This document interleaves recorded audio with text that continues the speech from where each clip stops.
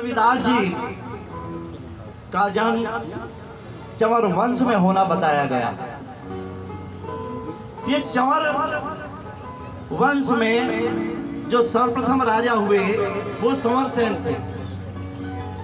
उनके पुत्र कमलसेन, ब्रह्मसेन और रतिसेन ये हुए, और उसके आगे चल कर के सूर्यसेन हुए, और सूर्यसेन के जो पुत्र थे वो चामुंडा राय थे, जिनकी राजधानी चमरावती थी।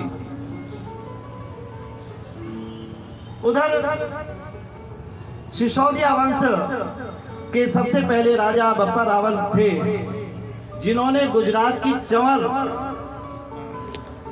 वंश की राजकुमारी से विवाह किया था। वह राजकुमारी अपने साथ एक देवी की प्रतिमा लेकर के आई थी। आज भी वह चित्तौड़ के मंदिर में विराजमान है।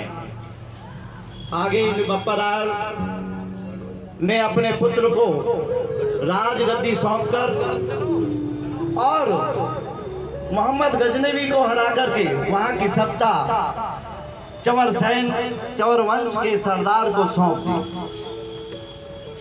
यहाँ जो इशारा मेरा कहने का केवल यही मात्र है कि 753 ईस्वी तक जो चंवर वंश का उल्लेख क्षत्रिय वंशों में होता रहा है, लेकिन हमारे इतिहासकारों ने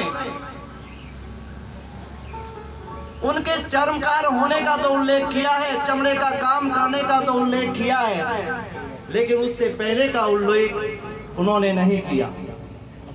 ये हिंदू समाज का गौरवमय इतिहास ऐसे लोगों के द्वारा लिखा गया जिन्होंने इस हिंदू समाज को न तोड़ने का काम किया, बल्कि इस समाज में अपने देवी देवताओं के प्रति अनास्था का भाव भी प्रकट किया। संत रविदास जी के पिता भी बड़े संत प्रकृति के थे। ऋषियों के, मुनियों के आशीर्वाद से इनका जन्म हुआ। ये अपने समय के उच्च कोटि के संत।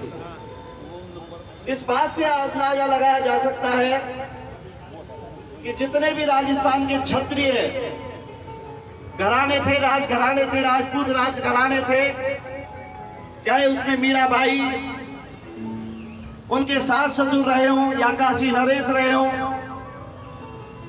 और आसपास की जनता उनको अपना भगवान मानती थी, उनके अनुयायी थी।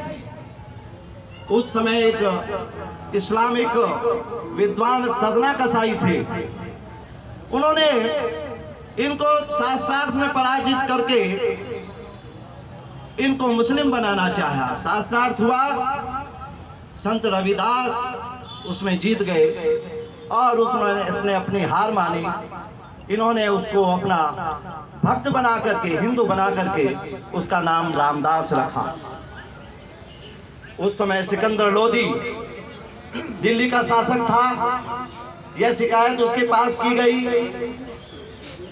उसने उनको बंदी बनवा करके उन्हें राज दरबार में उपस्थित कराया और उनसे का जो अपराध घोषित किया उसमें यह तय किया गया इस्लाम या मौत। लेकिन संत रविदास जी ने कहा चाहे गर्दन कट जाए, मौत स्वीकार है, लेकिन अपना धर्म नहीं छोड़ूंगा। उन्होंने उसको मारना तो चाह कर के भी नहीं मार सका, कारण हजारों लाखों उनके अनुयायी थे। उसने उनको जेल में बंदी बना करके डाल दिया, और जब तक ये इस्लाम धर्म कबूल ना कर ले तब तक उसका खाना पीना उनका बंद कर दिया। लेकिन चमत्कार होता है कि सिकंदर लोदी जहां भी जाता, नमाज पढ़ता, वहां